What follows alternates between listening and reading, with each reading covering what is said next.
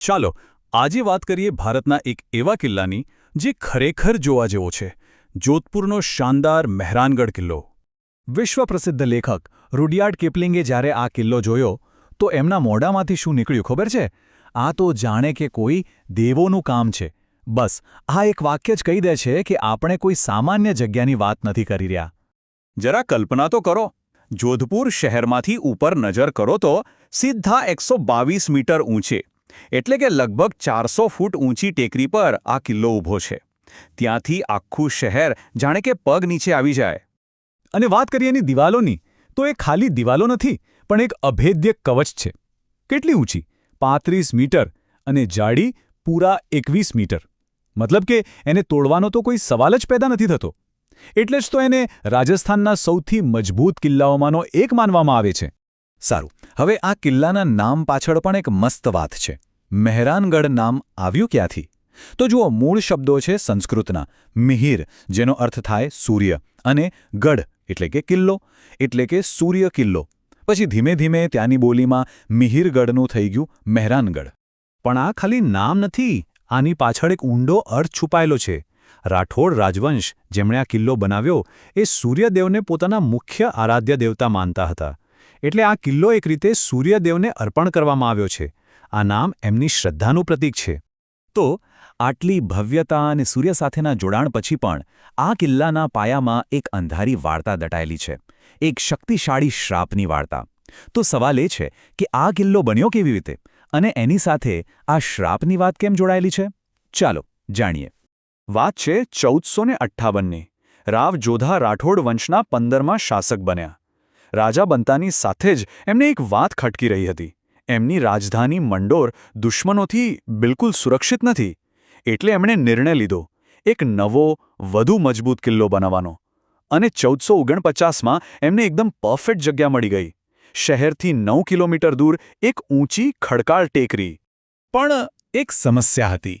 એ ટેકરી ખાલી નહોતી. ત્યાં ફક્ત એક જ વ્યક્તિ રહેતા હતા. એક સાધુ.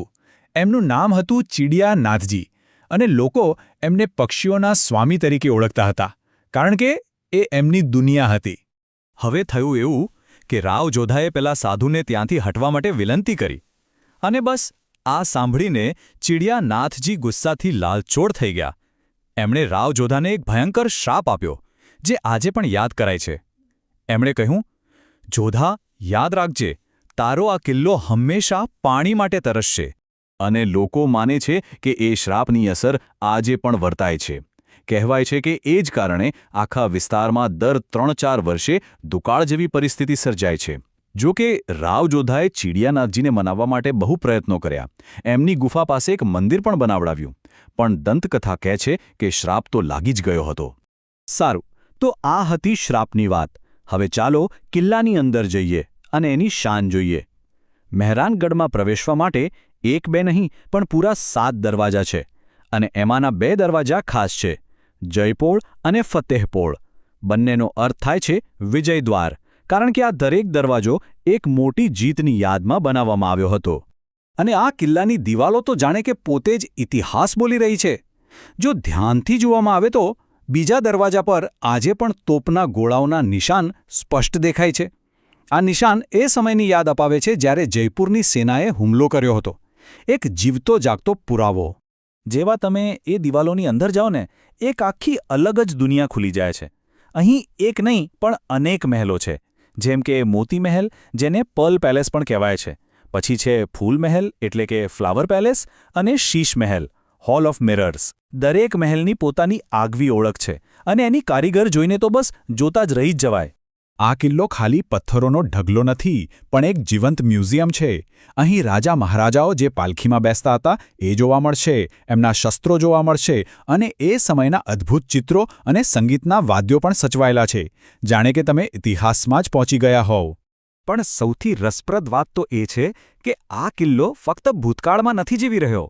આજે એ કલા અને સંસ્કૃતિનું એક મોટું હબ બની ગયો છે.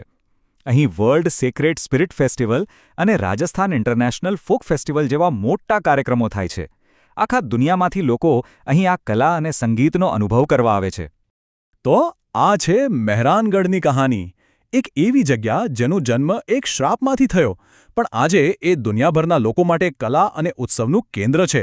આના પરથી એક સવાલ જરૂર થાય છે કે કેવી રીતે કોઈ જગ્યા પોતાના આવા રહસ્યમય ભૂતકાળ અને આટલા જીવંત વર્તમાન વચ્ચે આટલું સુંદર સંતુલન જાળવી શકે છે.